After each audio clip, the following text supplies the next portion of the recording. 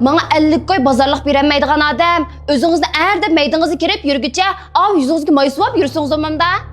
Xotin, yelimizsini yaxshi yegizman, yaxshi kaygizman deb tapqanlarimdan hamma sana berib ataman qo'y. Hamda bugun yenimda pul yo'q qolib qolganiga bunday qilsang qanday bo'ldi? 10 qatim yaxshi qilganlarimni unutib, bir qatim beramaganimga meni yomon chiqarib yutamsan. Oş, quruq gapni az qiling ha. Oil degancha qoida so'zlaydigan joy emas, mehr muhabbat yetkazadigan joy. To'yini bek ko'rib ketdingmi nima sen?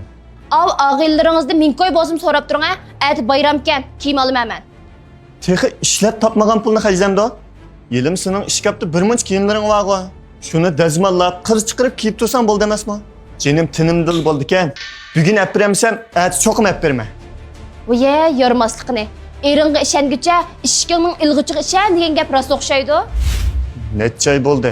Tuzukroq aramlab boqmadim. Uning ustiga butun badanim og'rib, beyorim bo'lib ketib borman. Ya bo'lmasa, sening boshqa ishing bo'lmagandikin, menga tomoqqa kirib beramsan ya.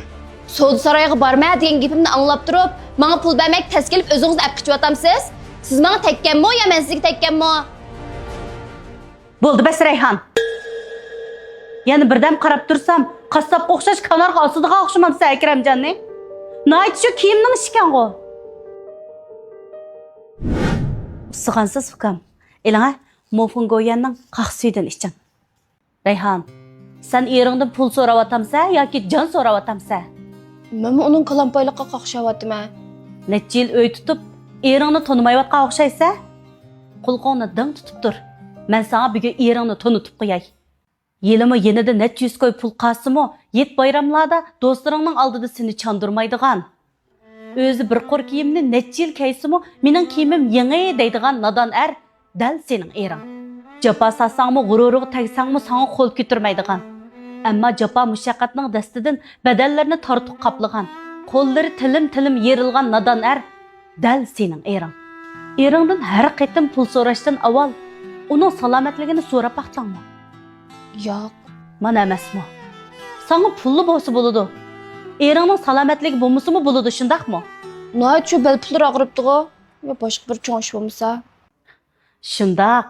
Sening putunga yantoq kirib ketsa, butun badaning og'riydi. Lekin yo'ldashingning jini tumshiqqa kelib qolsa-mu, oilsizliklarni ansratmaslik uchun faqat bel putlarim og'riydi. Seningcha boshqa yerlar og'rimasmi? Bo'ldi acha. Uningga demayli. Ukam, acaba siz sakratga tushib qolganda ondan uningga damdoq? Ukam, nima ishyapsiz? Mushundaq bo'lib qopdimi acha. Voy ukam o'ldirsa ya qopman, oxirida tuza yada qop. Ma'qul. Putunuzga nima bo'ldi? Mashinaning saymini bisib oldi. Aras, bu ishlarni ayolimga demagan bo'lsangiz, uni ansratgim yo'q. Xo'p, yad gapsiz bo'ltami, oxirida saqlab ketdi.